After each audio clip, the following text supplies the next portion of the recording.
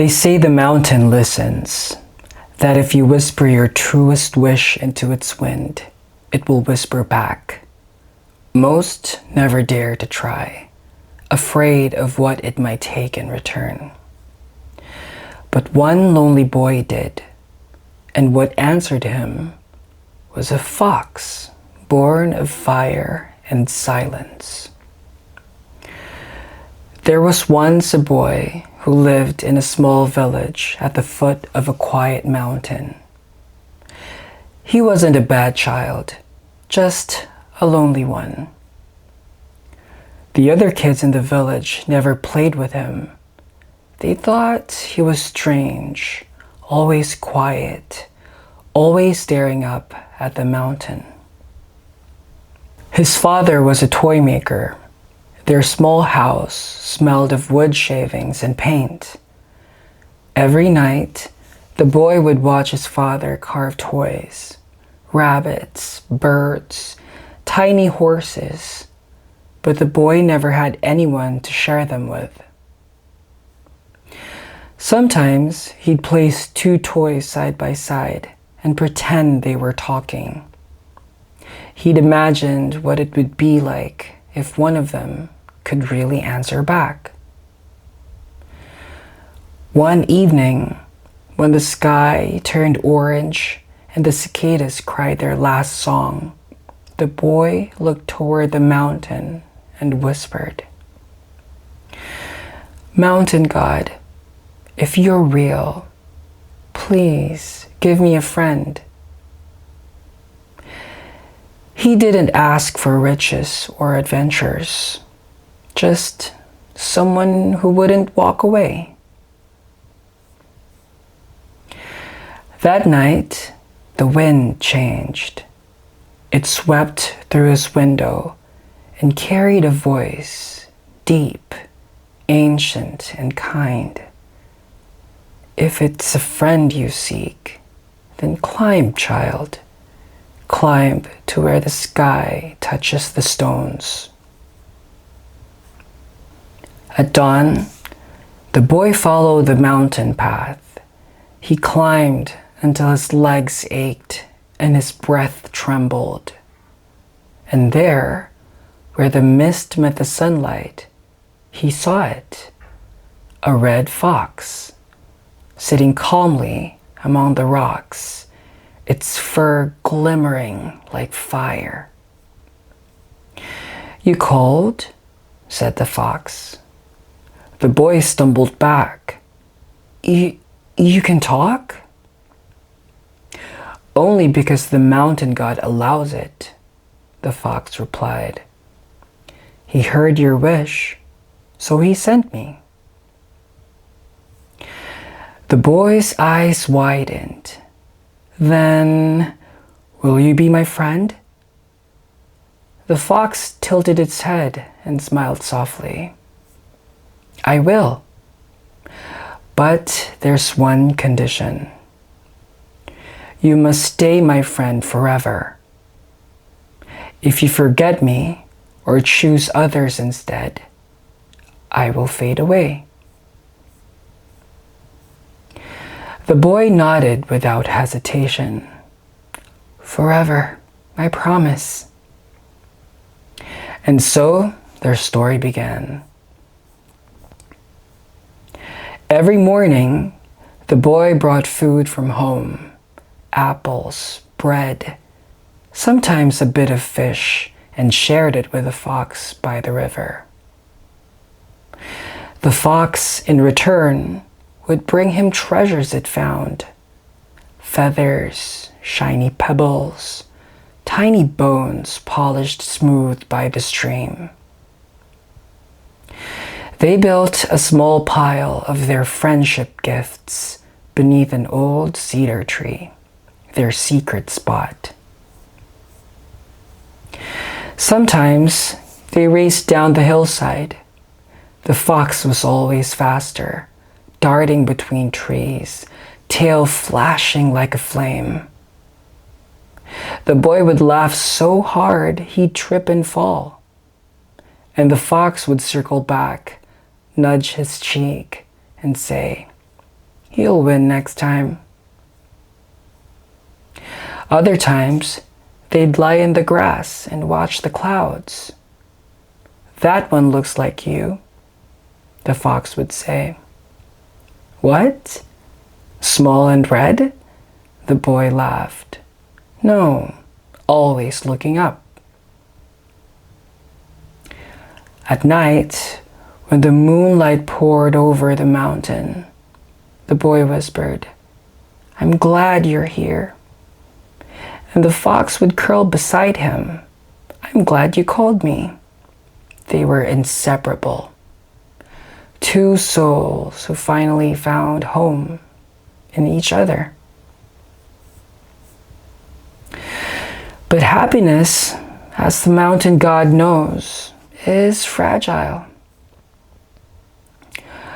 One day, a few children from the village saw the boy laughing near the woods.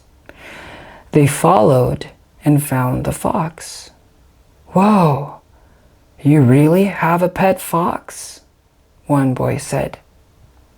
It's not a pet, he's my friend, the boy replied. They didn't listen. They only noticed the wooden toys the boy carried, animals beautifully carved by his father. Your dad made these? They're amazing. Can I have one? The boy hesitated, then smiled shyly. Sure. The next day, more children came, and the next. The fox watched from the trees as the boy's laughter was now shared with others. It tried to join once, but the children screamed, A fox! Get away! The boy said quickly, Go back for now. I'll see you later. The fox obeyed, tail low, ears drooping. Days passed. The boy came to the forest less and less. He spent his afternoons surrounded by children who called his name, but only when they wanted toys. The fox waited. Every sunset, it sat beneath the cedar tree, guarding the pile of friendship gifts. The bread he once brought grew stale. The apples rotted under the leaves, and the air grew colder. Still, it waited. Sometimes it whispered to the wind, He'll come tomorrow, he promised. But tomorrow never came. One evening, the sky darkened with storm clouds. Rain began to fall, soft at first, then furious. The fox stood beneath the cedar tree, trembling. It was weak, hungry, soaked to the bone. Thunder rolled across the mountain. The fox lifted its head to the heavens. Mountain God, did I do something wrong? It whispered. Why does he not remember me? A flash of lightning cut through the sky.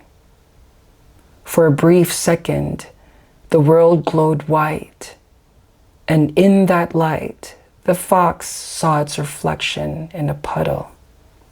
Its fur no longer shining, its body half transparent. It was fading. Tears mixed with rain as it curled beside the pile of gifts, the small tokens of friendship it still believed in. It closed its eyes and whispered, He'll come tomorrow. I know he will. The next morning, the boy overheard the other children. Do you have any new toys? No? Then let's play somewhere else. Yeah, I'm bored of him anyway. And just like that, they left. The boy stood there empty-handed. The laughter faded down the hill. For the first time in months, he felt that old familiar ache. He looked toward the mountain and remembered the fox. He ran up the path, heart pounding. Fox, I'm sorry. I'm so sorry. Branches tore at his clothes. The wind howled against his face. He called again and again until his voice broke. Finally, he reached the cedar tree. The storm had passed, but the world smelled of rain and loss. The pile of gifts was still there, soaked, broken, half buried in mud. And lying beside it was the fox, barely breathing. Its body shimmered faintly, flickering between light and shadow, as if fighting to stay. The boy dropped to his knees. Please don't go. I'm here now. I didn't mean to forget you. The fox opened its eyes weakly, golden, dimming. Its voice was soft but clear. I waited every day, even when my body began to vanish. The boy sobbed, clutching the fox close. Please, I'll never leave again. You can't fade away. The fox smiled faintly, pressing its forehead to his. Then remember me. Promise me again and keep it. The mountain wind began to rise, circling around them. The cedar tree shivered. The fox's tail caught fire, not in pain, but in light. Its body began to break apart into glowing embers. No, please, the boy screamed, holding tighter. The light spread to his hands, his arms, warm and weightless. You were my first friend, the fox whispered, and my last. Then, with a final burst of golden fire, the fox's body dissolved, scattering into the wind, leaving only a faint warmth in the boy's arms. The mountain fell silent. The boy stayed until night fell. He placed one of his father's wooden toys beside where the fox had been, the small carving of the red fox they made together. I'll never forget you, he whispered. Even if no one stays, I'll remember you. And from that day on, he climbed the mountain every evening, sitting by the cedar tree, talking to the wind as if it could still hear him.